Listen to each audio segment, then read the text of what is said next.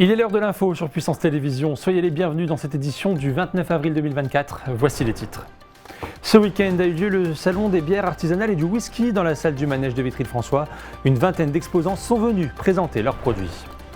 Animalia, c'est la nouvelle exposition temporaire du musée de la coutellerie de Nogent. Nous vous proposerons un aperçu dans ce journal. Le golf de Comblanc-Barrois propose désormais des sessions de foot-golf. Ce week-end, des entraînements étaient organisés. Fort du succès de leur précédente soirée caritative, la soirée des Ducs, les Ducs de Bar seront de retour au printemps pour une 3e édition. Élodie Labat, responsable des Ducs de Bar, sera notre invitée à la fin de ce journal.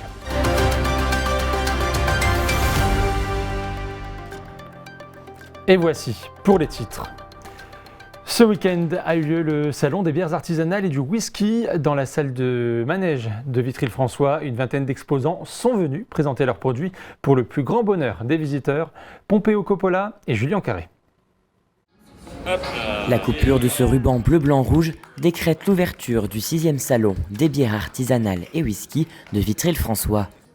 Cette année, 24 exposants se sont retrouvés à la salle du manège pour mettre en valeur leurs produits, des bières, du whisky, mais pas seulement. J'ai une conserverie artisanale et une biscuiterie en Bourgogne-Franche-Comté, donc je propose tous nos produits faits de manière artisanale. Un événement convivial et soutenu par la municipalité qui en salue l'initiative. Le salon a énormément de succès puisqu'c'est la 6e édition, donc il y a de plus en plus de monde chaque année. Et là, beaucoup de producteurs locaux viennent dans ce salon et c'est vraiment se battre pour les circuits courts et le commerce local.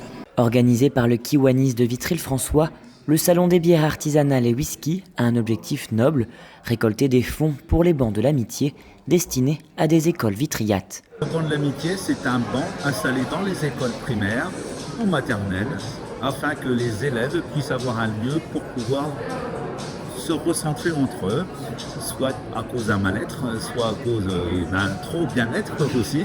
Fort du succès de ce salon, le Kiwanis de Vitry souhaite étendre cette initiative à d'autres villes pour multiplier ses actions bénéfiques.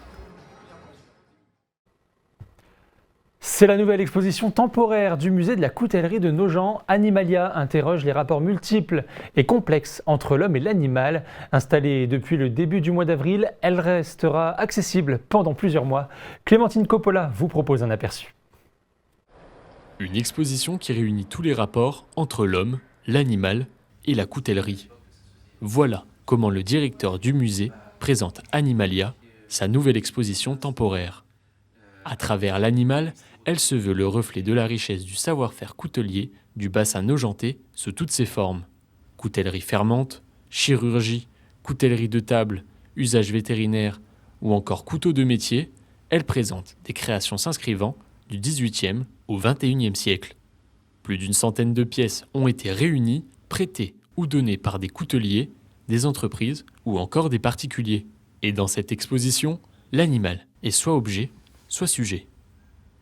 On a soit l'animal qui est figuré sur des pièces, qu'on a sur par exemple, des manches de ciseaux ou des manches de couteaux, alors différentes figurations animales, que ça peut être des oiseaux, on a beaucoup d'oiseaux qui sont représentés, notamment des ciseaux d'accoucher avec une cigogne, voilà, la symbolique de la cigogne est utilisée sur ce type de pièces, et effectivement aussi de nombreux outils utilisés pour soigner les animaux, que ce soit du toilettage, donc on a par exemple des forts de tonte qui sont des outils pour tondre les moutons, mais également des outils vétérinaires, on a des pièces un petit peu exceptionnelles, enfin complètement exceptionnelles, notamment des prothèses pour chiens et chats, donc des objets qui sont très récents, très innovants.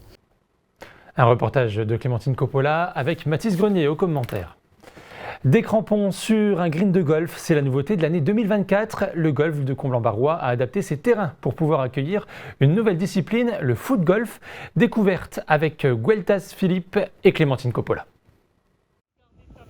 Sur le green, on les repère avec leurs chaussures à crampons et leurs balles sensiblement plus grandes que celles des golfeurs. Les foot-golfeurs font leur arrivée à Comblanc-Barrois pour cette nouvelle saison qui commence. Samedi, pendant les portes ouvertes, ils ont fait découvrir leur sport, pas encore très connu. Déjà, je savais même pas que ça existait avant, mais donc du coup, je trouve que c'est une bonne idée de mixer un peu les deux. Du coup, personnellement, pour mettre des frappes, je suis pas trop fort. Si les règles sont les mêmes que celles du golf, Rentrer la balle en moins de coups possible, les distances sont plus courtes et les trous sont plus gros, 53 cm de diamètre. C'est plus difficile qu'il n'y paraît. En fait, c'est une pratique qui allie précision, tactique, technique, mental aussi, parce que c'est hyper important, parce qu'on peut gâcher malheureusement sa carte. Il y a quand même 18 trous, ça dure presque 4 heures. Donc il faut être costaud mentalement et puis avoir des qualités du footballeur, mais également des qualités mentales qui vous permettent de jouer surtout les zones et pas forcément taper le plus fort possible. Pour accueillir cette nouvelle discipline, le golf de Comblanc-Barrois a dû adapter ses équipements en creusant 18 trous pour le foot-golf dans les 9 premiers greens du golf. Alors le foot-golf, c'est une discipline assez nouvelle et la majorité des golfs en France sont sollicités pour ça. Et nous, on a voulu aussi répondre présent dans ce domaine-là pour la simple et bonne raison que faire participer le foot-golf et le golf en même temps permet d'avoir des personnes différentes. Des personnes qui arrivent au foot-golf vont peut-être aussi se mettre au golf et vice-versa. Le golf permettra de mettre des gens au foot-golf. Les 15 licenciés ambitionnent déjà de représenter la Meuse au plus haut niveau national. D'ailleurs, le parcours meusien accueillera une étape de la Cup et une étape régionale les 13 et 14 juillet prochains. Bonsoir Élodie Labat. Bonsoir. Vous êtes la responsable du club Les Ducs de Bar, un club affilié à la SPTT de Bar-le-Duc. Merci d'avoir accepté notre invitation. Vous êtes avec nous ce soir pour nous parler de la 3e édition de la Soirée des Ducs qui se tient le 4 mai prochain au gymnase de la SPTT à Beuen. Exactement. Avant de revenir rapidement sur cette soirée, présentez-nous un peu votre club. En fait, nous sommes un club de roller hockey. Nous proposons des activités roller hockey, vraiment spécifiques hockey, et des activités roller pour tous les âges. Combien compte d'adhérents votre On est club ? à peu près un peu plus d'une centaine cette saison. Alors on l'a évoqué, il s'agit de la 3e édition de la Soirée des Ducs. Dites-nous comment l'idée d'organiser une soirée, déjà les 2 précédentes, a germé au sein de votre club. On avait commencé déjà par des roller win, mais sauf qu'à Bonn, il fait un peu frais à l'automne, dans le gymnase en tout cas. C'est quoi les roller win ? C'est une soirée roller, mais sur la thématique Halloween, donc les gens venaient costumés et tout ça. Et on a décidé de faire une soirée plutôt printanière, voilà, pour annoncer les beaux jours. Et du coup, de là est venue cette première édition il y a 2 ans, 3 ans. Alors les années précédentes étaient consacrées à la lutte contre le cancer. Oui. Cette année, ce sont les Restos du Cœur qui sont mis à l'honneur. Pouvez-vous nous expliquer pourquoi vous avez choisi de soutenir les Restos du Cœur cette année ? Est-ce qu'il y a une raison, une histoire personnelle ou tout simplement des motivations particulières ? On a choisi de changer d'association par rapport à la thématique musicale aussi. Les 2 précédentes années, on était en disco. Là, on a choisi de partir sur les années 90-2000 avec la décoration. Et on a laissé le choix à nos jeunes juniors de choisir l'association caritative. Voilà. Donc cette année, le thème, c'est les années 90-2000. Oui. Pourquoi ce thème, du coup ? Parce qu'on avait envie d'écouter du Britney Spears. On avait envie de changer un peu, goûts musicaux. Et que, nous, on a la majorité des bénévoles ont la quarantaine. Et voilà, c'est un peu notre jeunesse aussi. Donc c'était pour retrouver un peu la jeunesse. Combien de personnes est-ce que vous vous attendez pendant la soirée ? L'année dernière, on était à 620. Donc si on pouvait au moins atteindre ce chiffre... de personnes, ça serait merveilleux. Du coup, j'imagine que pour une soirée comme ça, il y a du monde de mobiliser au sein du club. Comment est préparée une telle soirée ? Combien de bénévoles vous avez durant la soirée ? Durant la soirée, on est 40 bénévoles actifs sur différents postes. En amont, on a également préparé, on a fait 2 ateliers déco qui a rassemblé aussi du monde. Un atelier bricolage, parce qu'on a construit des toilettes sèches, on a construit des bars, les gens viendront et y verront. Et également une quinzaine de bénévoles réguliers pour les réunions préparatoires. Alors, quel est le programme au final de cette soirée ? Piste de danse pour les personnes qui ne souhaitent pas chausser les rollers. On a également la piste de roller hockey qui est spécifique pour les gens qui souhaitent faire du roller. On a un espace pour se prendre en photo, il y aura des décorations, j'en dis pas plus. Buvette avec des produits locaux. Location de roller pour les personnes qui n'en ont pas.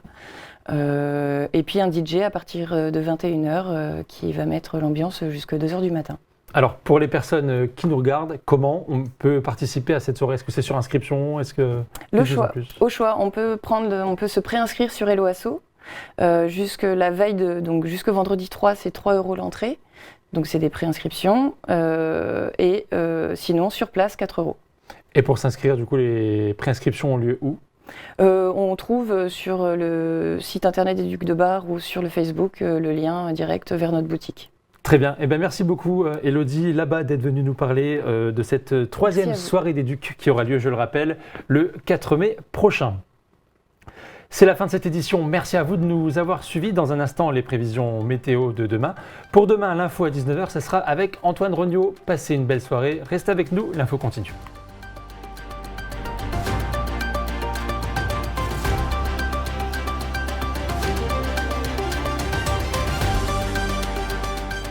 Toute l'actualité en continu à retrouver sur notre site internet et notre application mobile.